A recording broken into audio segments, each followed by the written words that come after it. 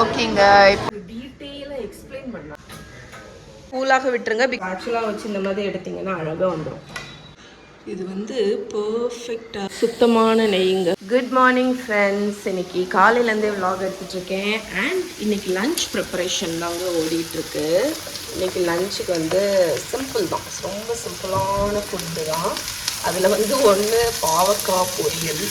So பாவக்காய் பொரியல் வந்து பண்ணும்போது எப்போவுமே ஒரு வெங்காயம், அதாவது நீங்கள் ஒரு பாவக்காய் யூஸ் பண்ணுறீங்கன்னா அதுக்கு ஓரளவுக்கு ஈக்குவலாக இருக்கிற மாதிரி வெங்காயமும் கூட போட்டு சேர்த்தே போட்டு நல்லா வதக்கி பண்ணிங்கன்னா உங்களுக்கு டேஸ்ட் நல்லாயிருக்கும். என்னதான் நம்ம வந்து டிஷ் பண்ணாலும் பாவக்காய் வச்சு பண்ணாலும் அந்த கசப்பு லைட்டாக இருக்க தான் செய்யும். சுத்தமாக கசப்பே இல்லாமல் பண்ண முடியாது. ஆனால் எங்கள் அம்மா ஒரு பாவக்காய் புட்டில் பண்ணுவாங்க, கசப்பே தெரியாதுங்க, அவ்வளோ நல்லாயிருக்கும். அதுக்கு வந்து என்ன சொல்லுவாங்கன்னா நல்லா வதக்கணும்னு சொல்லுவாங்க. ஸோ நீங்களுமே எண்ணெய் கொஞ்சம் ஊற்றி நல்லா வதக்கிட்டு தான் நம்ம உப்பு போட்டு அதை வந்து தண்ணி ஏதாவது விடணும்னா ஊற்றி வேக வைக்க போகிறோம். ஒரு 5-6 நிமிஷம் இதை நல்லா வதக்கணும். ஸோ எண்ணெய் மட்டும்தான் ஊற்றிருக்கேன், வேறு கடுகு எதுவுமே போடல. நல்லா வெங்காயத்தையும் பாவக்காய் பொடிசாக கட் பண்ணதையும் போட்டு நம்ம இதை வந்து ஒரு 5 to 6 minutes வதக்குவோம். சதீஷ் வந்து லாஸ்ட் வீக்கு நாகராஜ கோயில்கிட்ட போகும்போது வெண்ணெய் கிடைக்கும். அங்கே வெள்ளம் இருக்குல்ல, அங்கே ஒரு கடையில் வந்து வெண்ணெய் நெய் அதெல்லாமே கிடைக்கும். ஸோ அப்போது ஒரு 1/2 கிலோ வெண்ணெய் வந்து வாங்கிட்டு வந்தாங்க. அதனால அது வந்து 1 வீக்காக ஃப்ரிட்ஜிலே இருக்குங்க. ஸோ இன்றைக்கி இதை உருக்கி நம்ம வந்து நெய் காய்ச்சிடும். ஸோ நெய் காய்ச்சறதுக்கு எப்போவுமே சின்ன பர்னரில் வைங்க, ஏன்னா வச்சு விட்டுட்டு நீங்கள் அப்படியே விட்டுறோம். என்னடா கேஸ் வரலேன்னு பார்த்துட்டு இருந்தேன், பார்த்தா கேஸ் தீர்ந்து போச்சு. இங்கேயுமே அணைஞ்சிட்டு பாருங்கள். ஸோ எனக்கு வந்து ஒரு பாயிண்ட் ஆஃப் டைம் வரைக்கும் கேஸ் தனியாக மாற்றவே தெரியாதுங்க. கேஸ் மாற்றுறது எனக்கு பயம், சிலிண்டர் மாற்றுறது. ஆனால் சதீஷ் எனக்கு வந்து அதுக்கப்புறம் தான் எனக்கு டீட்டெயிலாக எக்ஸ்பிளைன் பண்ணாங்க. இப்போ நான் அசால்ட்டாக மாற்றிட்டேன். S, ton.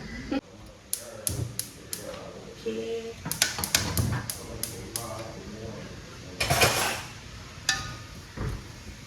இப்போ நான் லஞ்சுக்கு வந்து இன்றைக்கி குழம்பு ரசம் தாங்க. ஸோ ஆக்சுவலி வந்து சதீஷ் சொல்லுவாங்க, சில பேருக்கு வீட்டிலலாம் ரசம் வந்து ஒரு குழம்பே கிடையாது, குழம்புக்கு பக்கத்தில் இன்னொரு இதுதான் வந்து டைஜஷனுக்கு வந்து கொடுக்கறது தான் ரசம் அப்படின்னு. ஆனால் நான்லாம் வந்து எங்கள் வீட்டில் ரசம் ஒரு குழம்பு மாதிரியே வைப்பேன். ஸோ 2 தக்காளி கட் பண்ணியிருக்கேன். என்னோடய வெர்ஷன் நான் இப்போ காணிக்கிறேன். தக்காளி ரசம் நான் இப்படி தான் வைப்பேங்க. 2 தக்காளி கட் பண்ணியிருக்கேன், 2 பச்சை மிளகாய் கீரி போட்டிருக்கேன், 1 டீஸ்பூன் இஞ்சி பூண்டு பேஸ்ட் என்கிட்ட இருந்துச்சு ஹோம்மேடு, அது வந்து 1 டீஸ்பூன் ஆட் பண்ணியிருக்கேன். ஏன்னா நான் பூண்டு எப்படியும் தட்டி போடுவேன். ஸோ அந்த இஞ்சி ஹெல்த்துக்கு அந்த இஞ்சி டைஜஷனுக்கு வேணுங்கிறதுனால இஞ்சி பூண்டு பேஸ்ட் ஆட் பண்ணியிருக்கேன். இப்போ வந்து ஒரு 1/2 டீஸ்பூன் மஞ்சள் தூள், இதுதாங்க என்னோட ஹோம்மேட் மஞ்சள் தூள். சில்லி பவுடருமே நான் வீட்டில் தான் திரிச்சேன், அதனால மிக்சியில் திரிச்சதுனால கொஞ்சம் குறகுறப்பாக இருக்குது. பட் சில்லி பவுடர் நான் வந்து யூஸ்வலாக ரசப்பொடி போட்டு வைக்கிறது இல்லை, ரசம் வாங்கவும் மாட்டேன் ரசப்பொடி, அதனால் இந்த மாதிரி தான் நான் பண்ணுவேன். ஒரு 1/2 டீஸ்பூன் ஜீரகப்பொடி, ஏன்னா நான் ஜீரகம் வந்து ஃப்ரெஷ்ஷாக தட்டி போடுவேன், அதனால் ஒரு 1/2 டீஸ்பூன் மட்டும் ஜீராத்தூள், ஒரு 1 டீஸ்பூன் வந்து மல்லிப்பொடி. ஸோ இவ்வளோ தான் பொடி ஐட்டம். அதுக்கப்புறமா இது வந்து ஹோம்மேட் புளி பேஸ்ட்டுங்க. நான் புளி பேஸ்ட்டு செஞ்சு ஃப்ரீசரில் வச்சுருவேன். ஸோ அதில் வந்து டேஸ்ட்டுக்கு தகுந்த மாதிரி, இப்போ இதில் வந்து தேவைக்கு தகுந்த மாதிரி உப்பு, டேஸ்ட் பார்த்துட்டு நம்ம லேட்டராக உப்பு போட்டுக்கலாம். ஒரு துண்டு கட்டி பெருங்காயம், அதுக்கப்புறமா வெல்லம் நான் வந்து ஆட் பண்ணுவேங்க, ஒரு 1 டீஸ்பூன் வெல்லம். இது வந்து ரொம்ப ரொம்ப இம்பார்ட்டண்ட் என்னை பொறுத்த வரைக்கும். இப்போ கையை வச்சு நல்லா பிசைஞ்சு விட்ருங்க, நல்லா பிசையணும். அதாவது தக்காளியை வந்து லைட்டாக இந்த மாதிரி நசுக்கி விடணும், ஆனால் தக்காளி ஹோலாக தான் இருக்கணும். ஓகே, நான் 2 வெர்ஷனாட்டு ரசம் வைப்பேன், தக்காளி ரசம். ஒன்று இந்த மாதிரி, இன்னொன்று பார்த்தீங்கன்னா எல்லாத்தையும் மிக்சியில் போட்டு அரைச்சிருவேன், அது நான் இன்னொரு நாள் உங்களுக்கு காணிக்கிறேன். இந்த இன்ஸ்டன்ட் ரசம் தக்காளி ரசம்னு. ஸோ இதை வந்து இந்த மாதிரி நசுக்கி இதை பண்ணணும். ஓகே, தண்ணி ஊற்றி இதை நான் அடுப்பில் எடுத்து வச்சுருப்பேன். சரி, இப்போ நான் வந்து இடிக்கக்கூடியதை இடிச்சிடலாம். இந்த இடிக்கல்லில் தாங்க நான் மஞ்சளை வந்து இடித்தேன், அதனால தான் அந்த மஞ்சளாக தெரியுது. 1 டீஸ்பூன் ஜீரகம், அப்புறம் 1 டீஸ்பூன் பெப்பர் ஃபஸ்ட்டு க்ரஷ் பண்ணிடுங்க.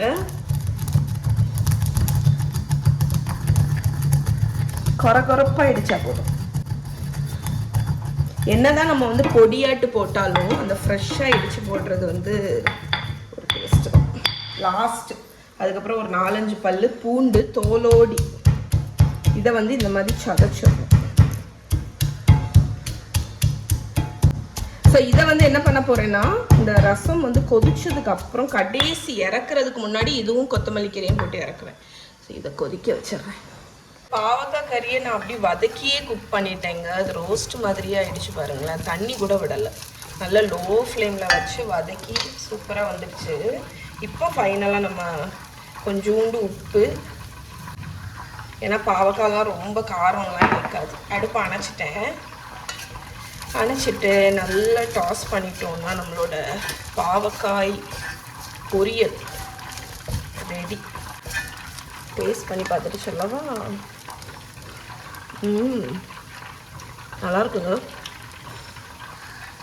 நான் என்ன பண்ணேன்னா, அது வதங்க கொஞ்சமாக எண்ணெய் ஊற்றி ரோஸ்ட் பண்ணேன். கசப்புமே அவ்வளோ இல்லை, லைட் கசப்பு தான் இருக்குது. அந்த கசப்பு இருக்கணும் ஆக்சுவலி, அப்போ தான் பாவக்கான்னு நமக்கு தெரியும். மூடி வச்சிடலாம்.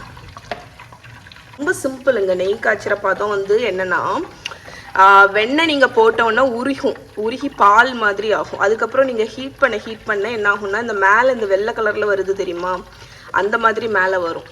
நெய் எப்போ ரெடி ஆகும்னு பார்த்தீங்கன்னா, அந்த மேலே வந்திருக்கிற வெள்ளை கலர்லாம் நல்லா முருகி ரெட்டாட் ஆகும். அந்த மாதிரி ஆகும்போது நீங்கள் அடுப்பு அணைச்சிடலாம். அதுதான் நெய் காய்ச்சறதோட பதம். லோ ஃப்ளேமில் வச்சு குக் பண்ணுங்கள். ஓகே, நான் சொன்னேன்ல, அந்த மேலே அந்த வெள்ளை எல்லாம் போய் இப்போது ஒரு மாதிரி நுரைச்சிட்டு வந்திருக்கு பார்த்தீங்களா. இந்த மாதிரி நுரைச்சிட்டு வரதான் செய்யும். ஆனால் அடியில் பார்த்தீங்களா, அந்த அடியில் தெரியுதா அந்த ப்ரௌன் ஆட்டு, அது என்னென்னா அந்த மேலே வெள்ளையாக வந்துல அது எல்லாமே நல்லா முருகி பொரிஞ்சு அடியில் போயிடுச்சு.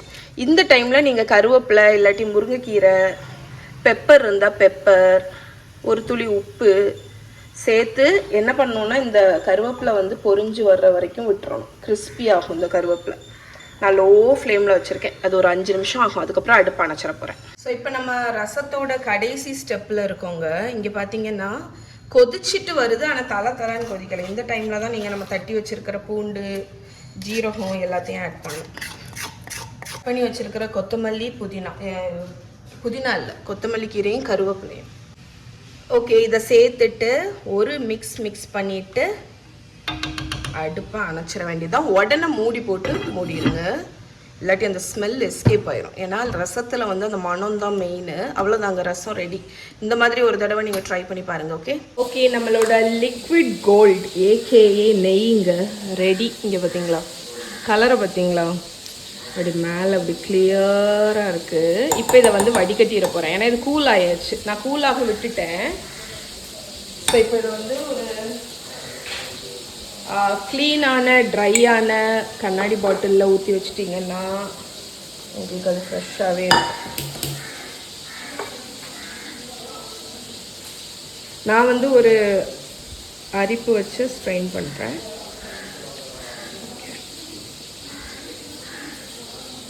ஆக்சுவலி இந்த மண்டி வந்து கீழே வந்திருக்குல்ல, அது வந்து நீங்கள் ரைஸை வந்து நான் என்ன பண்ணுவேன்னா, ஒரு குக் பண்ண ரைஸை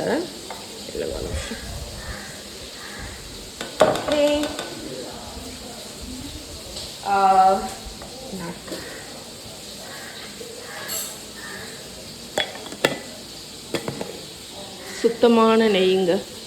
இது ரூம் டெம்பரேச்சர்லேயே நீங்கள் வச்சிடலாம். ஸோ இந்த மண்டியில் ஒரு குக் பண்ண ரைஸில் ஒரு கை போட்டுட்டு கொஞ்சம் உப்பு போட்டுட்டு நல்லா மிக்ஸ் பண்ணி சாப்பிட்டீங்கன்னா சூப்பராக இருக்கும். ட்ரை பண்ணி பாருங்கள்.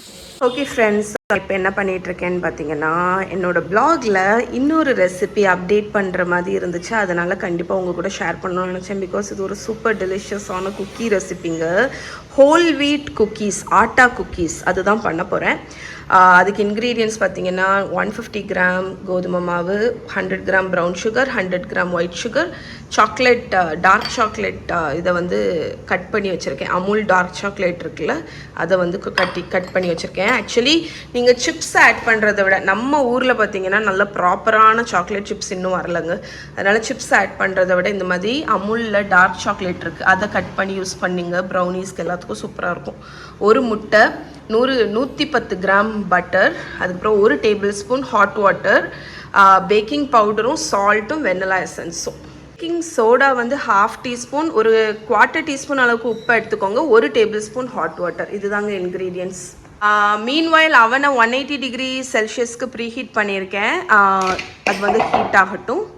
ஸோ இப்போ வந்து பேட்டர் ரெடி பண்ண ஆரம்பிச்சிடலாங்க. நம்மளோட 100 கிராம் 110 கிராம் பட்டர். இதோட ஃபுல் ரெசிபி உங்களுக்கு வேணும்னா நான் என்னோட பிளாகில் உள்ள லிங்க் கொடுக்குறேங்க. நீங்கள் வந்து மெஷர்மெண்ட் ஏதாவது டவுட் இருக்குன்னா அதில் போய் செக் பண்ணிக்கோங்க.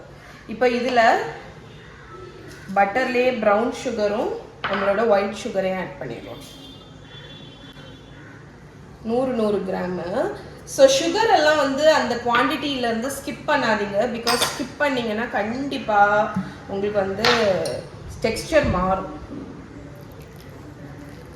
ஒரு டீஸ்பூன்லேருந்து 1.5 டீஸ்பூன் வரைக்கும் வெண்ணிலா ஆட் பண்ணிக்கலாம். இப்போ வந்து ஒரு ஸ்பூனை வச்சு நம்ம இதை வந்து க்ரீம் பண்ண போகிறோம்.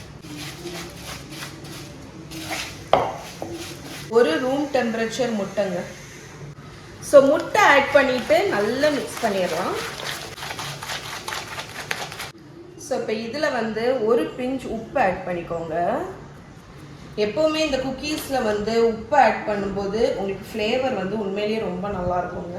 ஸோ உப்பு ஆட் பண்ணியாச்சு. இப்போ நீங்கள் என்ன பண்ணணும்னா 1 டேபிள் ஸ்பூன் ஹாட் வாட்டர் வச்சுருக்கேன், அதில் 1/2 டீஸ்பூன் பேக்கிங் சோடா அதை சேர்த்து நல்லா மிக்ஸ் பண்ணிவிட்டு இந்த ஹாட் வாட்டரை நீங்கள் வந்து இதில் ஆட் பண்ணணும். நம்ம பேக்கிங் சோடாவை ஆட் பண்ணி இதையும் நல்லா மிக்ஸ் பண்ணிக்கலாம். ஓகே, இப்போ நம்ம வச்சுருக்கிற கோதுமை மாவு 150 கிராம் கோதுமை மாவு வச்சுருக்கோம்ல, அதை ஆட் பண்ணிடுங்க. அதுக்கப்புறம் நம்மளோட சாக்லேட் சங்க்ஸ் ஒரு 1/2 கப்பு. நீங்கள் சாக்லேட் ஆட் பண்ணாமல் பிளெயின் கோதுமை குக்கீஸாக கூட பண்ணிக்கலாம். ஸோ சாக்லேட்டும் மாவும் ஆட் பண்ணிவிட்டு இதை நல்லா கம்பைன் பண்ணி ஒரு டோ மாதிரி பண்ணிடலாம்.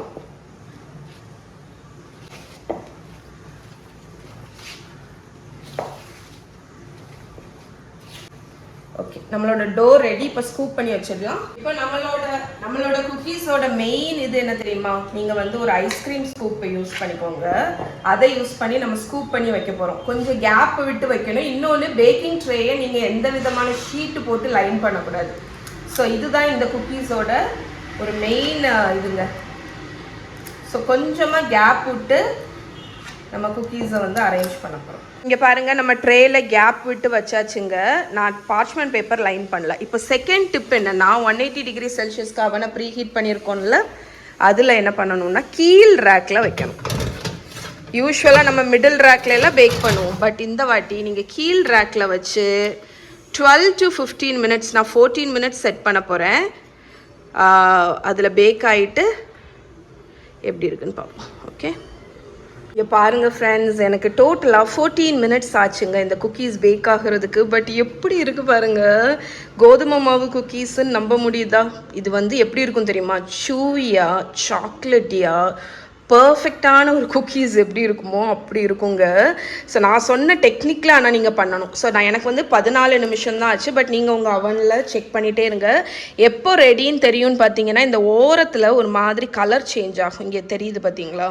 அந்த மாதிரி ஆச்சுன்னா உங்கள் குக்கீஸ் வந்து ரெடின்னு அர்த்தம். ஸோ இப்போ வந்து ஆப்ஷனல் தான். பட் மேலே பார்க்குறதுக்கு அழகாக இருக்கிறதுக்கு சாக்லேட் ஹாட்டாக இருக்கும்போதே மேலே வச்சு விட்ருங்க. ரொம்ப இல்லை, ஏன்னா நம்ம உள்ளேயுமே குக்கி இதுக்கு சாக்லேட் போட்டிருக்கோம். அதனால் ஒரு 2-3 பீஸ்